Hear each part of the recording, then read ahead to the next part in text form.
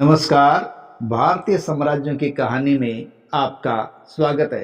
हमने पिछले पार्ट में देखा कि लॉर्ड लिटन की प्रतिक्रियावादी नीतियों ने जो भारतीय जनता के अंदर असंतोष था, जो 18 की क्रांति के पश्चात देखने को मिल रहा था, वो असंतोष और भी ज़्यादा बढ़ गया था और भारतीयों के लिए लॉर्ड लिटन एक बहुत ही ज़्यादा कुख्यात वायसराय के रूप में बनकर सामने आया था।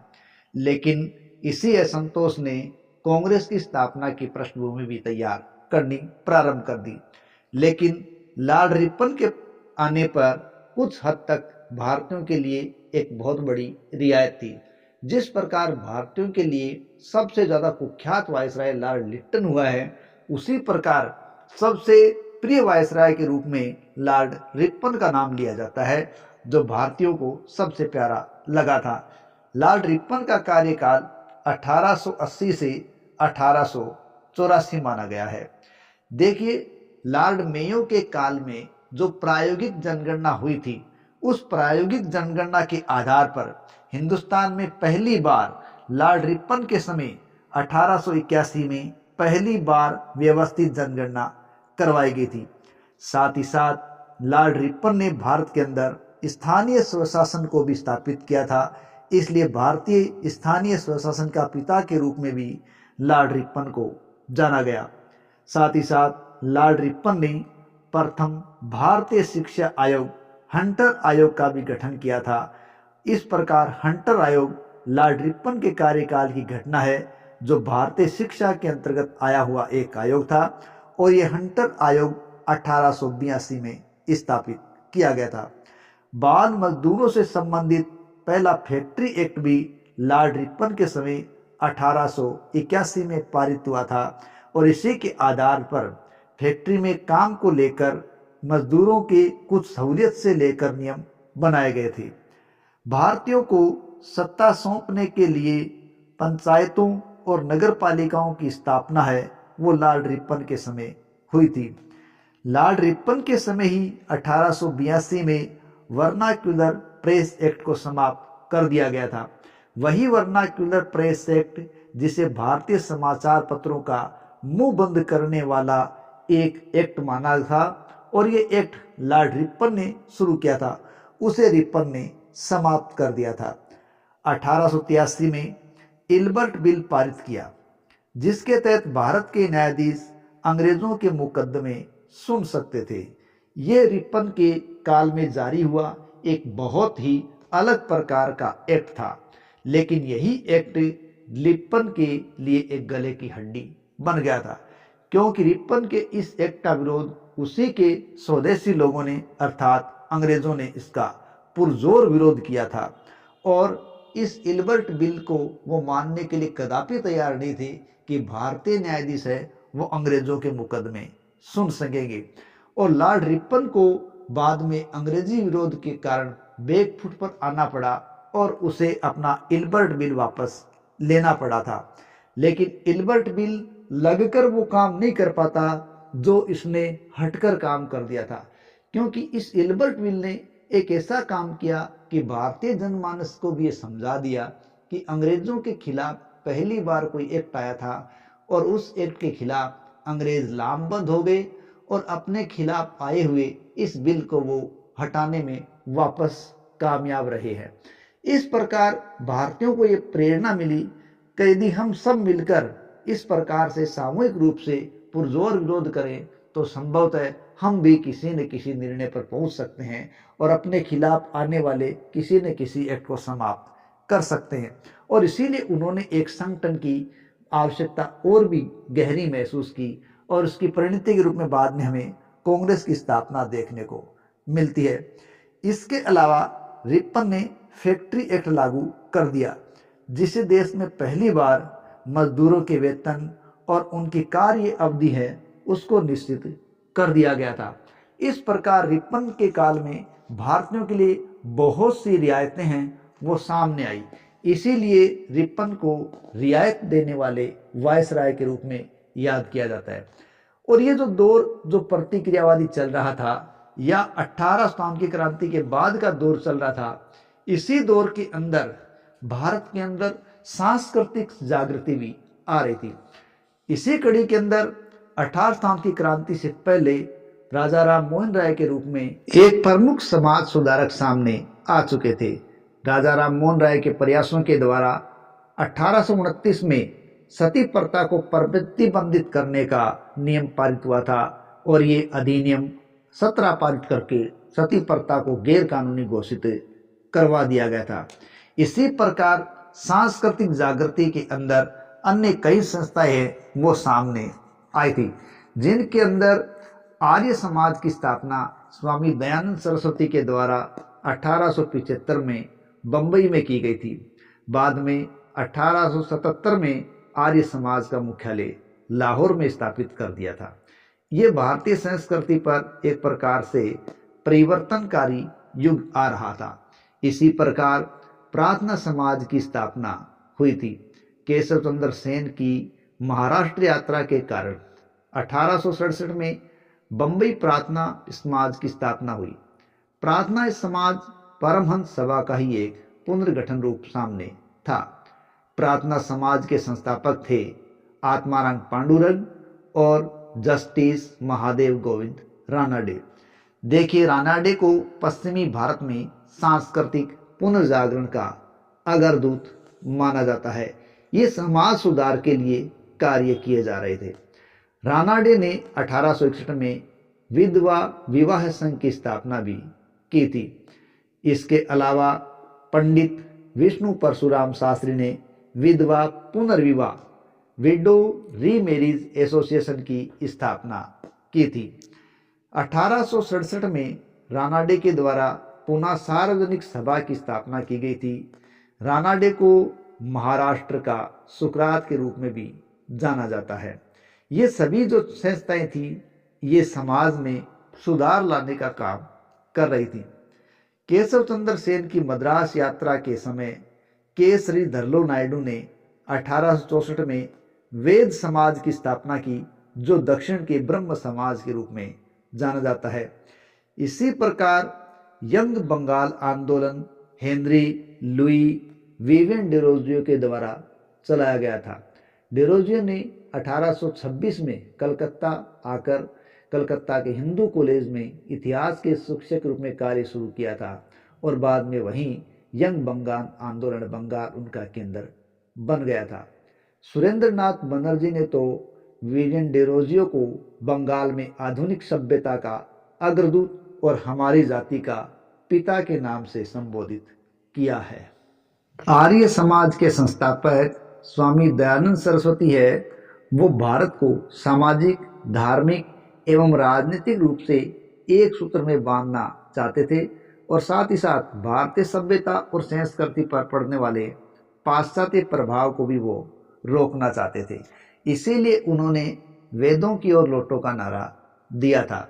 साथ ही साथ उन्होंने बाल विवाह, पर्दा प्रथा, छुआछूत, जाति भेद आदि है उसका विरोध किया था और समानता पर बल दिया था।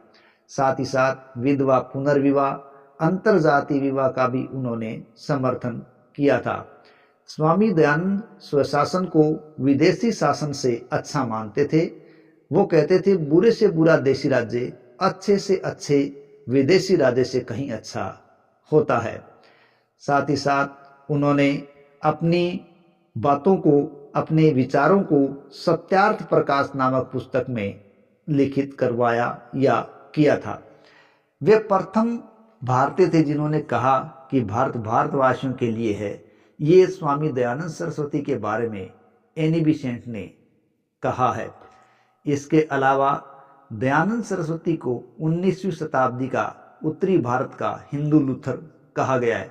देखिए, मार्टिन लूथर नाम से एक समाज सुधारक हुए हैं जिन्होंने जर्मनी के अंदर कार्य किया था और जो चर्च के द्वारा किए जा रहे पाखंड थे उनका विरोध किया था।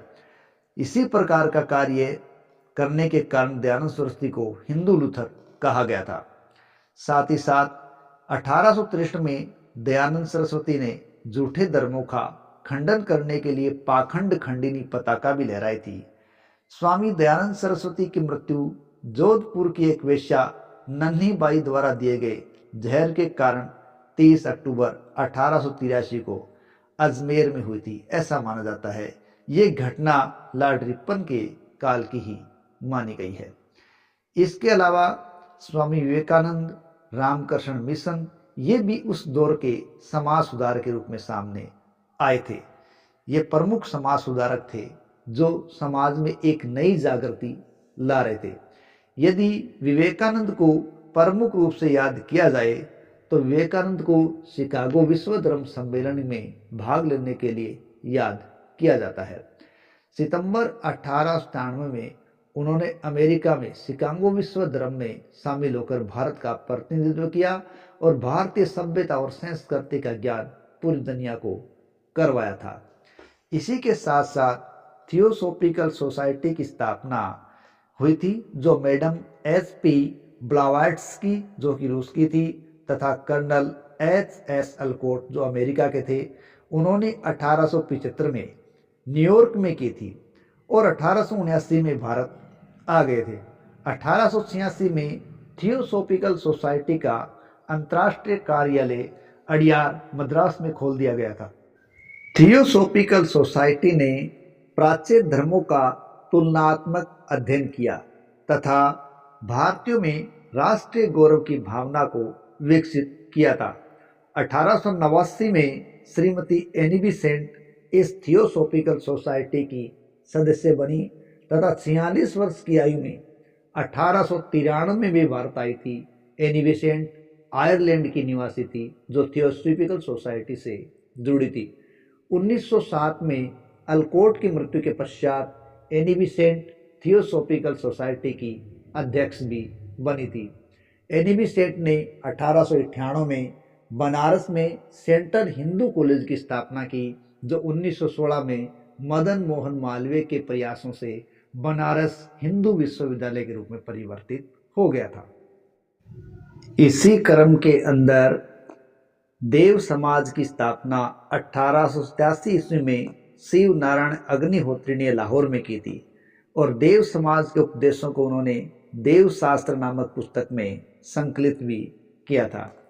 लोकहितवादी के नाम से जाने जाने वाले गोपाल हरि देशमुख भी बहुत प्रसिद्ध हुए, जिन्होंने न्यायाधीश के रूप में काम किया था। तो गोपाल हरि देशमुख लोकहितवादी एक न्यायाधीश थे तथा 1880 ईस्वी में वह गवर्नर जनरल की काउंसिल के सदस्य भी रहे थे। मराठी मासिक पत्रिका लोकहितवाद का वो प्रकाशन करते थे और इसी प्रकाशन के कारण उनको लोकहितवादी के नाम से जाना गया था। ये आत्मनिर्भरता के समर्थक थे और राष्ट्रीय आत्मनिर्भरता को समर्थन देने के लिए हाथ से बुने हुए खादी के वस्त्र पहनकर वो 1876 में दिल्ली के दरबार में उपस्थित हुए थे, जो लॉर्ड लिटन के काल में हुआ था। गोपाल हरि देशमुख ने जाति नस्ल संबंधी भेदभाव को समाप्त करने के लिए विवाह का सेव स्वरूप अंगीकार करने का सुझाव दिया था। समाज सुधारकों के इसी दौर में इस्लामी जगत में भी समाज सुधार की कार चल रहे थे। सर सैयद अहमद खान ने 1875 ईस्वी में अलीगढ़ स्कूल की स्थापना की थी। सर सैयद अहमद खान ने 1886 ईस्वी में मुस्लिमों में उदार विचारों के प्रसार करने के लिए मोहम्मडन एजुकेशन कॉन्फ्रेंस की स्थापना भी की थी। इसके अलावा देवबंद आंदोलन भी इसी दौर में चला था। मोहम्मद कासिम ननौतवी और रशीद अहमद गंगोही ने 1867 ईस्वी में देवबंद में इस्लामी मदरसे की स्थापना की थी और इसी मदरसे से दारुल उलूम या देवबंद आंदोलन की शुरुआत हुई थी। देखिए, देवबंद आंदोलन है वो अंग्रेज विरोधी आंदोलन था, जबकि अलीगढ़ आंदोलन है वो अंग्रेजों का समर्थक था। ये इसके अंदर मूल अंतर था। देवबंद स्कूल के समर्थकों में शिबली नुमानी मुख्य समर्थक थे, जो कि अरबी और फारसी के एक अच्छे विद्वान थे और शिबली नुमानी ने पाषाणी विज्ञान और अंग्रेजी भाषा के भी समर्थक थे। उन्होंने 1884-85 ईस्वी में लखनऊ में दारुल उलूम की स्थापना की थी। इसी दौरान अहमदिया आंदोलन ने वो 1889 में कादियान के मिर्ज़ा गुलाम अहमद ने भी शुरू किया था। तो इस प्रकार एक के बाद एक अलग अलग जातियों के अंदर समाज सुधार के कार्य भी जा रहे थे, जो समाज के अंदर जागृति फैला रहे थे। 1873 में ज्योतिबा फुले ने महाराष्ट्र में सत्यशोधक समाज की स्थापना की थी और ज्योतिबा फुले ने गुलामगिरी नामक एक पुस्तक 1872 में लिखी थी। इन सभी के प्रयासों से समाज में एक सांस्कृतिक पुनरुत्थान और जागृति आ रही थी और यही जागृति अंग्रेज़ों के प्रति और ज़्यादा असंतोष को उभार रही थी और भारतीय जनमानस अंग्रेज़ों की नीतियों के खिलाफ होता जा रहा था। तो आज की famous stories of the world की कहानी में यहीं तक, आगे की कहानी अगले पार्ट में देखते हैं। तब तक के लिए जय हिंद, जय भारत।